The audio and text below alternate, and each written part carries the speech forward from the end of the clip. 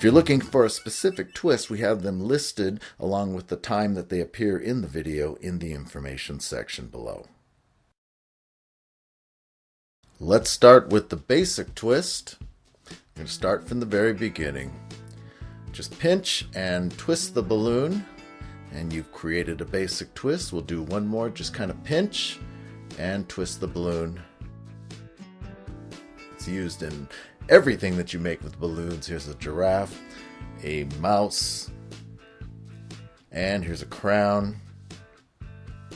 And of course the basic twist forms the blades in the swords. Next up is a lock twist. Let's make one small basic twist, and then you usually use the lock twist to lock the balloons in. So you're going to make a second basic twist. This is beginning the lock twist. And now for the third twist, you're going to want it to be approximately the same size as the second twist. So here we go. We're actually going to make it here. We'll show you a shortcut in just a moment. But notice the second and third twists are approximately the same length, and twist it just like a bowl of jar of peanut butter. And we've made the head of a dog here, but that is the lock twist. Now here's a fast version where you don't have to actually make the third basic twist. I'm just going to do this quickly. One basic twist, two, fold, and twist, and you get the same lock twist. And we'll do it again here with the legs of a dog. And that's the fast version. So again, lock twist, they form the head and the legs of the dog, as seen here, and that would go for all the variations. Here we have a mouse. It's just pretty much a dog with very small proportions. We have a bunny here. Notice the lock twist is used for the ears. It's essentially a dog but with different proportions. And one more just for fun. This is a moose or deer, and the lock twist suggests antlers. And so you'll be using lock twist in everything you do with balloons. Pinch twist. We're going to make a small basic twist. Usually you make your pinch twist in between other twists. So anyway, here's our second small basic twist, which will become a pinch twist. Just grab that basic twist, small basic twist, and twist it. Just like a jar, the lid on a jar of peanut butter. We haven't actually formed anything there. You'll notice here on the tiger, the pinch twists form the ears and the points of this crown, as well as holding in place the parts of the head. The part that rests on the head are pinch twists. Next up is the fold twist. It's essentially like a long pinch twist. You fold a long segment, basic twist, and twist it, and that's your fold twist. You can think of it as a long pinch twist. The fold twist forms the hand guards as well as the petals of the flowers. Three balloon push through. We're going to start with one basic twist that has nothing to do with the three balloon push through. But here we go. We form one basic twist.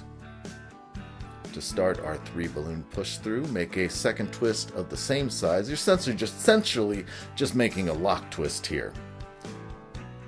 So you can use the fast version, and there we have our lock twist. You kind of have a bunny head there. Now, for the third segment, you're going to make it about the same length as the second and third twists, as you can see here. One more basic twist, and then you push this third twist through the first two. You can see we get something that looks a little bit like a turtle there, but that's a three balloon push through. It's often used as a body for an animal, as you can see here in this elephant. That's a three balloon push through for its body.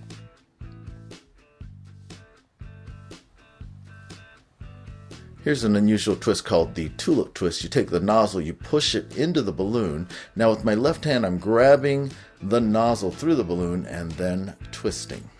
So that's what happens there. That's the Tulip Twist. Again, I'm holding the nozzle and twisting the nozzle into the twist here. And that's what holds it in place. That is a Tulip Twist. Now, some people say it looks like a flower, and some people do use that as a flower. However, here's an airplane. I like to see it as a propeller.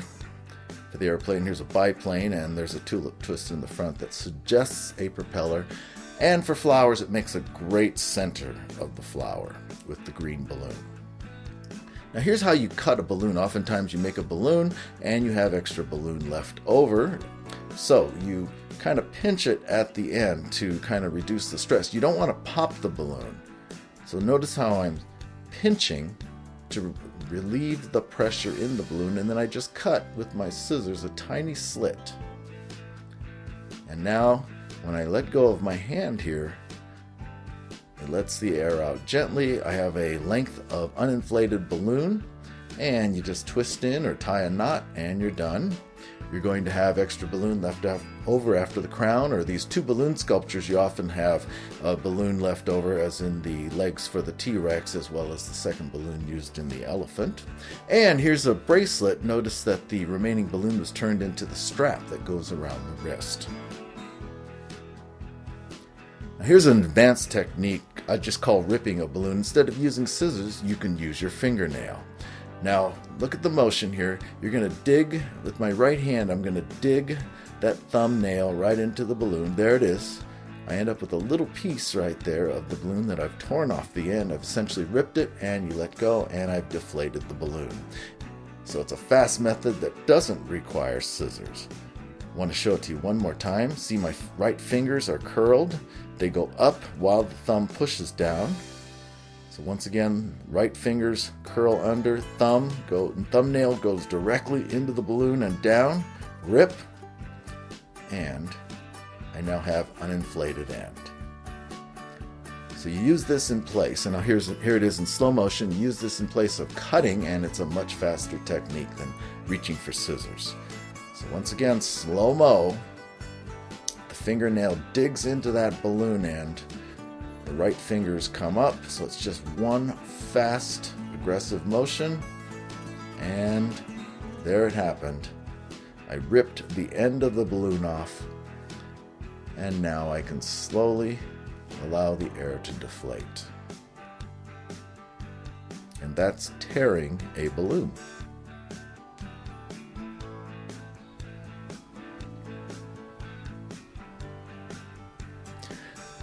There must be a name for this. I just call it a tassel. But what you do is you leave uninflated end at the end of your balloon sculpture, and then all you're doing is pushing a small basic twist all the way to the end of the balloon. So you just make a small basic twist, and using your hand squeeze it and push it all the way to the end, and you get something of a tassel here.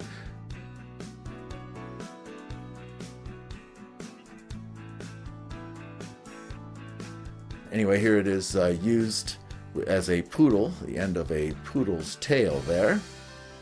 And here it is with a two-balloon jester hat. And it's a great hat because these tassels bounce around as a person wears it. It's a real hit at parties. Now here's a technique I just call balloon and balloon. And notice what I've done here. I have balloons that are tiny balloons inflated inside of another balloon. But what I'm actually doing is breaking off these balls into the balloon itself. A little complicated, we'll do my best to explain. You just take a balloon, a clear balloon, that way people can see the balloon that you create inside. You make the tiniest basic twist that you can. Take your finger, your index finger, I like to use my index finger, you push it into the balloon inside. Okay, now here's another angle. See, I'm pushing the tiny basic twist into the balloon, and notice how my finger is inside of the balloon with this small ball at the tip. Now, grab the small ball with the other hand through the balloon, and then with my right finger, I'm actually going to whirl it around a little bit and actually tear the balloon. Now this one didn't go as smoothly, which allows me to better demonstrate, but notice how my finger is spinning and actually tearing the ball away from the rest of the balloon. In just a moment, I should have it a little bit, and there it is. Now it's still open on the end, so you have to pinch it. Pinch the balloon, otherwise the air will escape, and then tie it. And now you have a balloon inside of a balloon. That's what it looks like.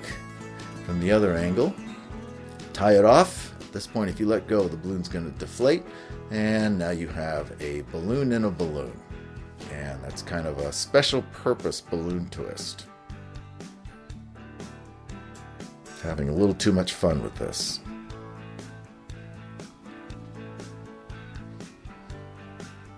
And we hope you liked the video. We do have links, time links in the information section, so if you want to learn about one twist or another, you can look it up by time. And please subscribe. We have a lot more balloon animals to teach in the future. So thanks for watching, and we'll see you next time.